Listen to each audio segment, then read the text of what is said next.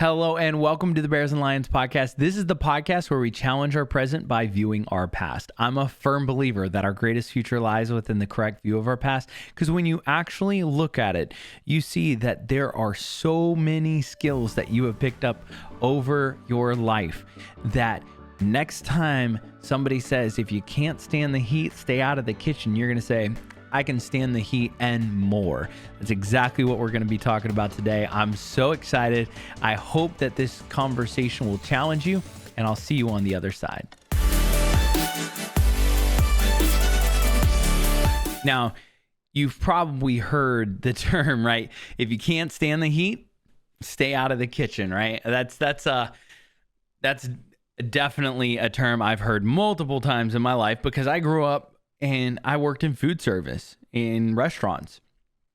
I worked in restaurants for over a decade of my life, and a lot of the things that I learned in food service, one of the key things that I learned in food service was that, yes, it is extremely hot in the kitchen sometimes, way hotter than I would like to ever experience again, to be honest. I also learned a lot about people just in general during those times. And this was in developmental stages of my life. So 14, 15, it was like 15 to 26. I worked in food service, and a lot of that taught me so much about people as I was learning about myself.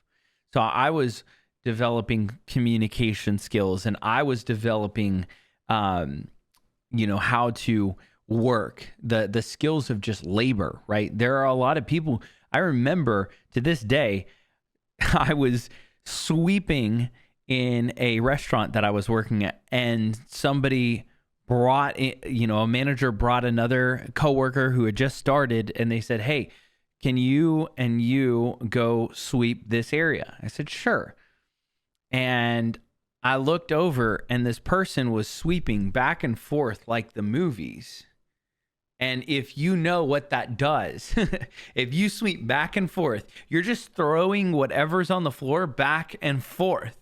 You're not putting it in a pile or anything, but it was like the movies, like the cartoons. And they were just sweeping back and forth through the aisles, and everything was just flying underneath the tables.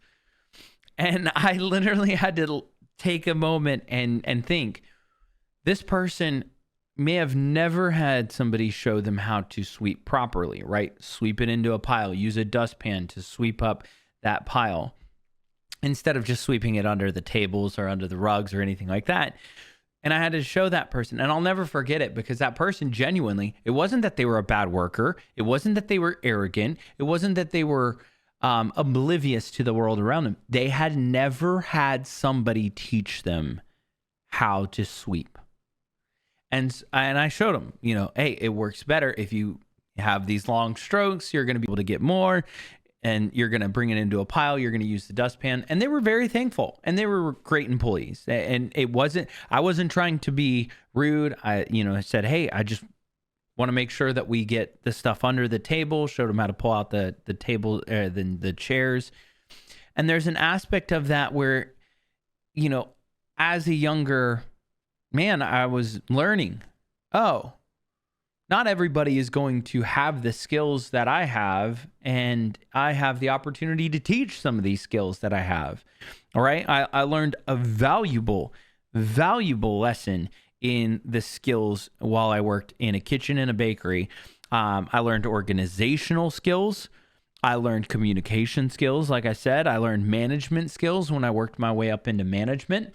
But most importantly, what I think is most important is I learned personal skills. And when I say personal skills, this is where I learned how to cook. That's good. I learned flavors, right? Because that's part of working in a kitchen. But I also learned how to listen and respond. So we didn't necessarily have a yes chef mentality. You hear it on the TV shows, right? Yes chef. But we did have, call outs. Hey, we need this food. Heard. We need this.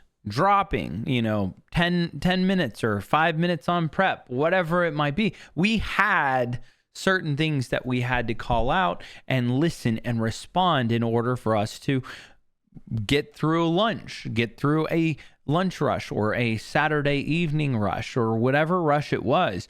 We had to learn how to listen to people. Even if it was a bad day or we didn't like somebody, we needed to set that aside and listen to them and respond. And it's a skill that I'm very thankful for that I have now, because as I look back on my life, I think, where did I develop that? And it was in the kitchen. And that heat from the kitchen, right? If you can't stand the heat, stay out of the kitchen. What I learned is that I could handle so much more heat now than I ever thought I would ever be able to, because those skills translated into all of my jobs.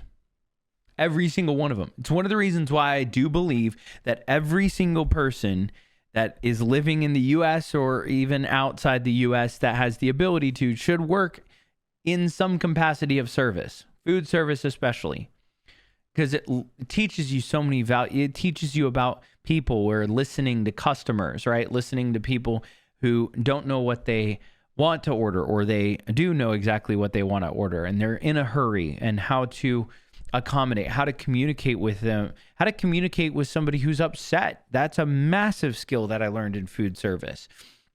All of that heat, though, that I experienced in that sense of the word, is it built these skills around my life that allow me to handle much more. Hey, everybody. Thank you so much for listening to the podcast. If you want to connect with me further, you can find me on my social media.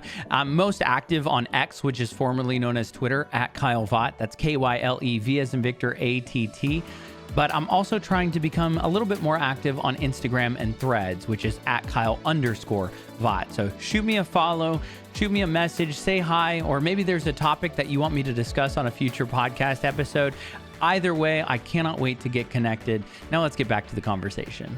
And this is where I kind of wanted to go with the episode. Now, I know I've called it That's Fire, and it's kind of a 2-part episode, but the whole purpose of it is the fact that we have to understand that the fires that we've gone through, the things that we do in our lives, we have this choice.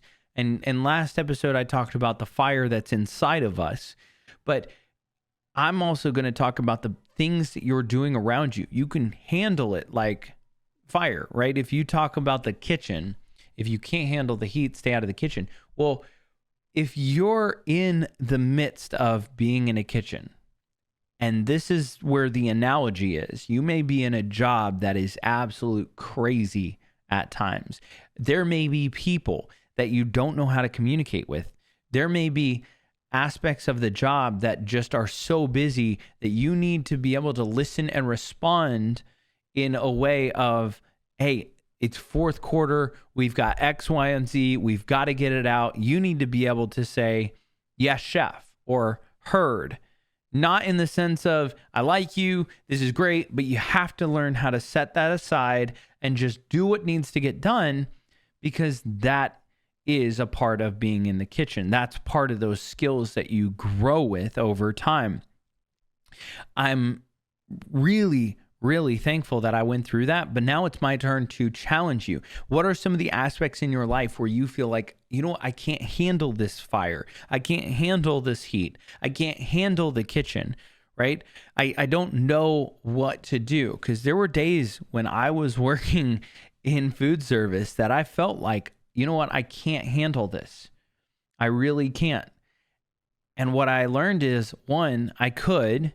2, I had to put something of myself aside and just get the work done. Because at the end of the day, you just have to get the work done. And that's what's really difficult sometimes, because in other jobs, you'll be like, well, you don't know my job. Okay, no, I don't. But I know a lot about people, and I know a lot about work. I know a lot about labor because I've worked a lot of different jobs. And in a lot of cases, it all boils down to, why do you not want to do something? Is it because you hate your job? Is it because you're afraid you don't have the skills to do that job? Is it because you're afraid of your boss? Or is it because you don't like somebody at work? Or is it because you don't like your boss? Or do you really like your boss, but you're afraid of disappointing your boss? There are so many aspects of it that you have to really start challenging and say, what is the heat that I'm dealing with? Right? It's not about playing with fire, right? It's not about figuring out what you're going to do and saying, you know what, I'm just going to do whatever at work and I'm going to do whatever with my life and it's all going to work out, right? I think some people are afraid of that disappointment. They're afraid of failing, or they're afraid of not being good enough at their job. And that's where I really believe that playing with fire, it's not as dangerous as people make it out to be. You know, they always say don't play with fire. But if you're a chef, playing with fire it's an essential skill to your job. So the context of your skill will really determine the danger around you. And I think some people are afraid of that fire because they've never had anyone teach them or show them the skills that they actually have, other than maybe social media nowadays. So if you don't know something, find somebody that does and just ask them, hey, can you help me out with this? We have so much knowledge at our fingertips that we can Google. How can we be better communicators at work? How can we get through a difficult situation like this? If the heat in your kitchen is that hot, what are some of the things that you can do to cool that kitchen down, to say, hey, I hear you, we're going to get this done? Is it everybody else that's going crazy? One of the things I had to learn is, as a manager, I had to learn how to take everybody else and communicate with them and say, hey, I'm here to help you. Where's the pain point? What are we struggling with? And they'd say this area. I'd say, okay, I'm hopping in here. Tell me what you need. And then I would just listen, whatever they needed. They'd say it. I'd get it. Go, done. I'm filling in that gap and cooling down that kitchen by helping everybody run at a little less speed or a little smoother pace. And those are aspects that I don't think you can necessarily just throw out there in the world and say, yeah, you do this, right? Social media people will say, yeah, this is all the things that I've done, and if you do it this way, you're going to have exactly what I have. No, life is not like that. You could do everything that I've done and still turn out completely different. I could do everything that you've done and still turn out completely different. It's about being able to take the fire that we can handle, the skills that we have, and apply them to the heat, apply them to the moments that really are difficult and hard. And I believe that you have skills unlike anyone else. All of us are individually unique. All of us have experienced life in so many different ways. And I genuinely believe in who you are as a person and then who we are as people. It is so incredibly awesome to be able to speak with each of you. And I shared it last episode, but I hope that this podcast will just challenge and encourage you. I'm not saying I'm always right. I'm not saying that if you do this, your life is going to be perfect. I am saying that this is what's helped me in my life. These are some challenging thoughts that have helped me develop skills. And I hope that these challenging thoughts will help you think for yourself and get you to a place where you can handle that heat, no matter what kitchen you're in. That's going to do it for this conversation. I really hope that you have a wonderful, wonderful weekend. I am so thankful for this week. It's a special week and there's a reason, but I'll share that another time. But I hope that y'all have an incredible weekend. Remember to give grace, show love, and as always, stay stellar. Peace.